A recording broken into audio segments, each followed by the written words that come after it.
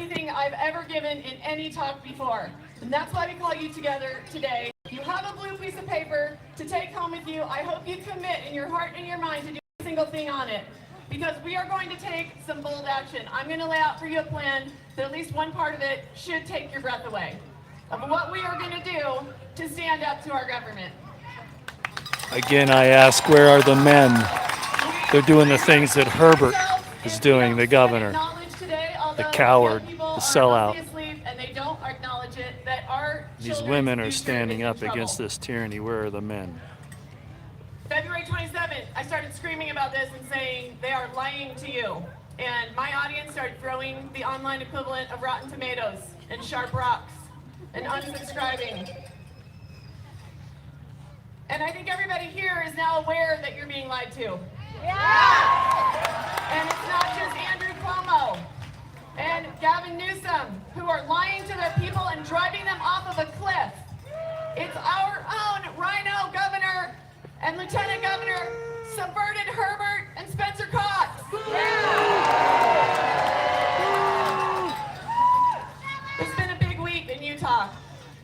Our governor got denied an extension of his emergency powers, which he had used to make 50 illegal, unconstitutional mandates.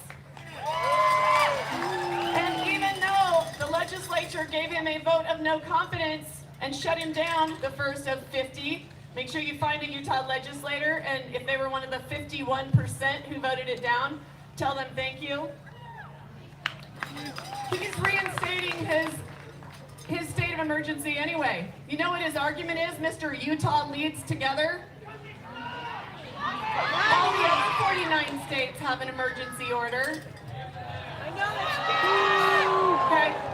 KSL told us up in Park City where I live, KSL told us on March 12th that we had the same per capita infection rate as New York City.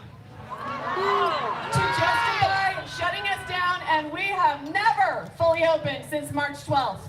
And guess how many deaths we have in all of Summit County? 2. One 82-year-old gentleman who was in the hospital for 2 years. Today we are talking about medical freedom, okay? I didn't invite the media to this one because they're just gonna say that dozens of people came and protested masks. That's not what we're doing here. And we aren't dozens of people. We're 1,400 and growing.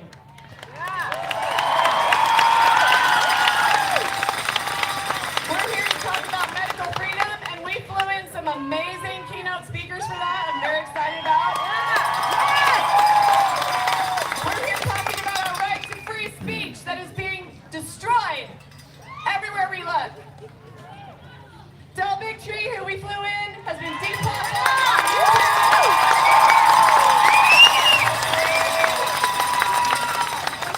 One of the 10 action items is going to be, as I review them very quickly, to make sure you donate so that he can sue YouTube. 200,000 of us have been deplatformed. We're talking about our right to free speech. We're talking about rights as elemental as our right to breathe oxygen. And I think we're all very upset about our children's loss of their right to breathe oxygen. It's become very clear to me that Governor Herbert and Lieutenant Governor Cox, who is Utah voted, he's our next governor, are not going to do the right thing. They're not going to do the right thing to save our jobs or our businesses or leave the responsibility for our health where it belongs, in our own hands. We suddenly have rogue government taking our responsibility away from us and taking it upon themselves where they can never succeed in giving us good health.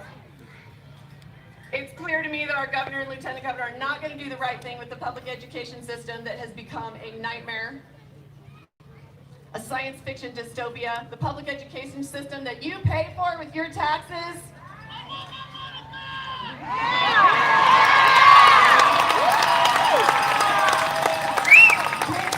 And guess what? The guy who's doing this to you ran on a platform of limited government. He's a lame duck. In my opinion, the time for rallies is past. Today is a protest. Yes, especially because that's the only way that we're allowed to exercise our right to gather. Our schools and churches are being controlled and subverted and threatened. But today we also organize. Today we have the opportunity to rise up, to take much more assertive actions, and to demand that our governor and legislature be responsive to the people who elected them. In fact, a couple days ago, because I constantly text our legislators, in a text thread of about 10 legislators, I got this text from Adam Robertson, who said in front of 10 of his colleagues, "You are spot on that the exercise of emergency powers is out of control. I voted not to extend the governor's emergency powers last time. And I've been working with fellow legislators, and many are moving to the same position of ending the emergency powers. I will continue to do all I can to end this." Listen Better carefully, do it quick. guys. Listen carefully. What you are doing in petitioning your elected officials is working. Because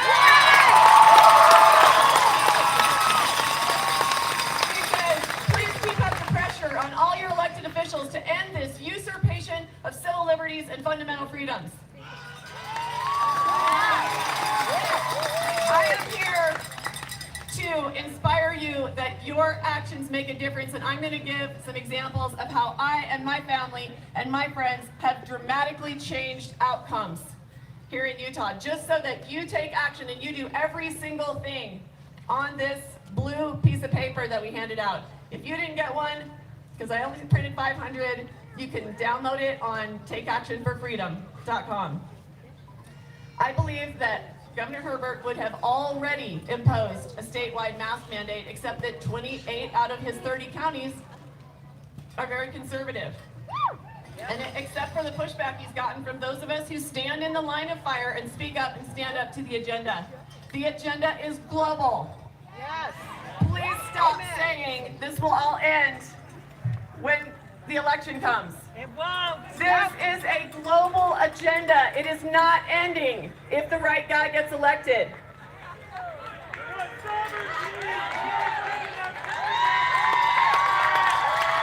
The agenda coming down from the global elite is much, much bigger than just destabilizing the USA so that their candidate wins. However, they are successfully destabilizing the USA so that their candidate wins.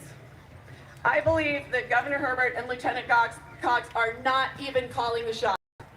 I believe they are under pressure, and in fact they are under control from authority way, way above their head. You might call them the shadow government. Herbert and Cox do not really represent our interests at all. They certainly do not stand for the U.S. Constitution or the Utah State Constitution, and they are the furthest thing from what Cox said he wanted, limited government, since they've destroyed public education, 15% of our jobs, and the mental and financial health of every small business owner in the state. They have enacted the Marxist playbook. We are fully under socialism. Do you know what socialism is? If not, Google it. You can It's thank where President the Trump for that. government dictates all the terms of commerce.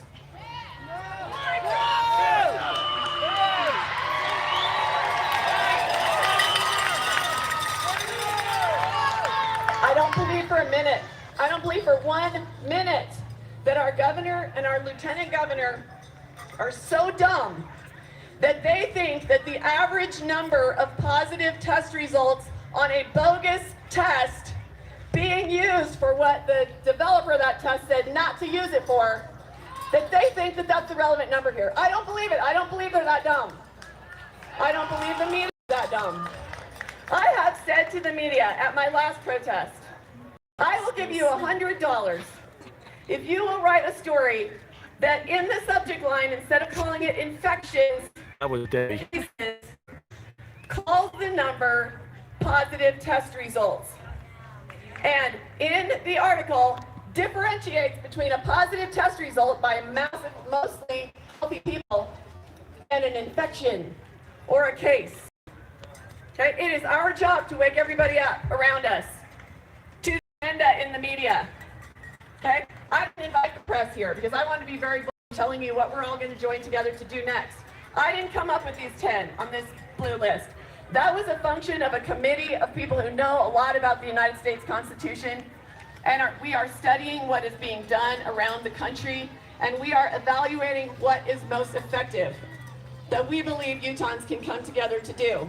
We can only accomplish it with numbers. There is strength in numbers.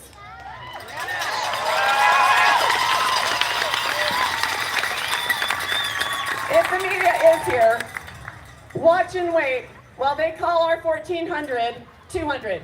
Watch and wait while they talk about this protest, which is protesting the catastrophic, comprehensive loss of our freedoms. They'll call it a mass protest. Why? Because they aren't writing articles.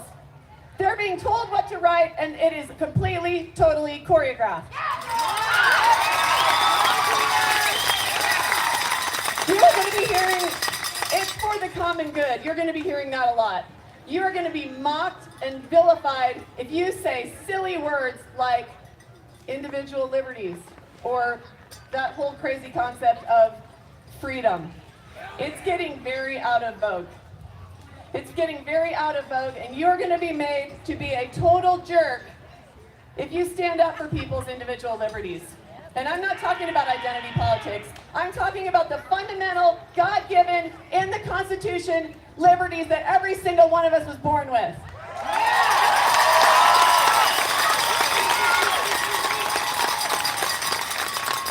Our state government and our media are willfully refusing to look at the data that matters.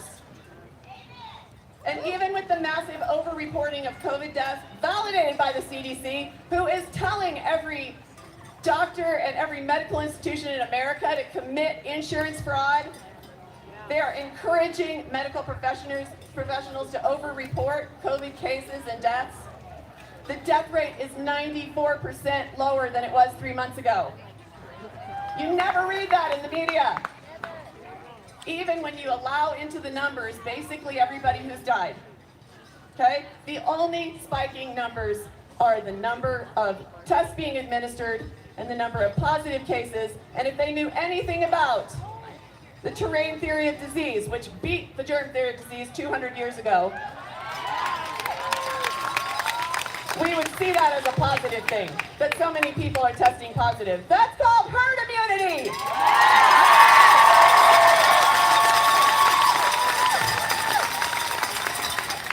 Okay, so who has the blue paper?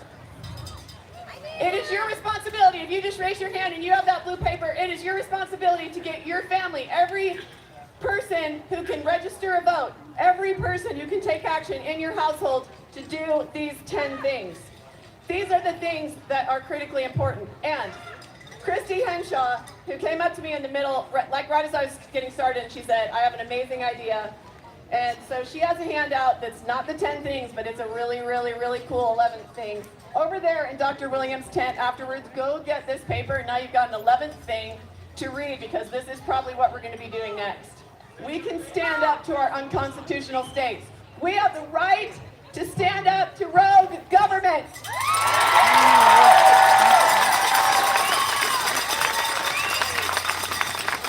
We have to come together. We have to come together in time. Over 1,500. Over 1,500 people.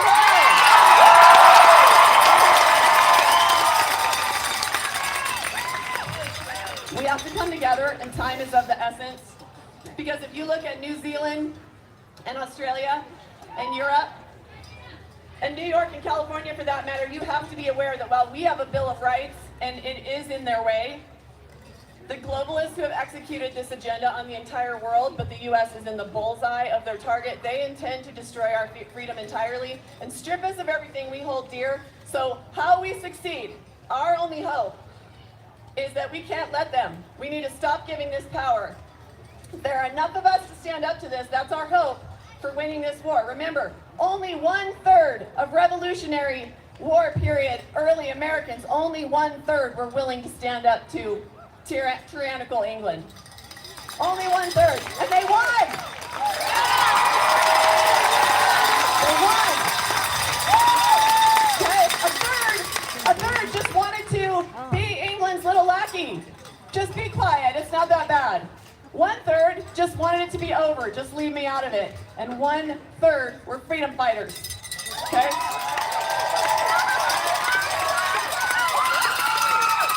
It would be nice It would be nice if we were a majority, but we don't need a majority to win this.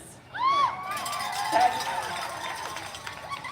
So, one of your action items on this that I think is very important is about talking to your children. I have recently learned I will that be my back children, even though I founded when the their next speaker charter comes. schools, Out for and now. I sent them to conservative Utah universities,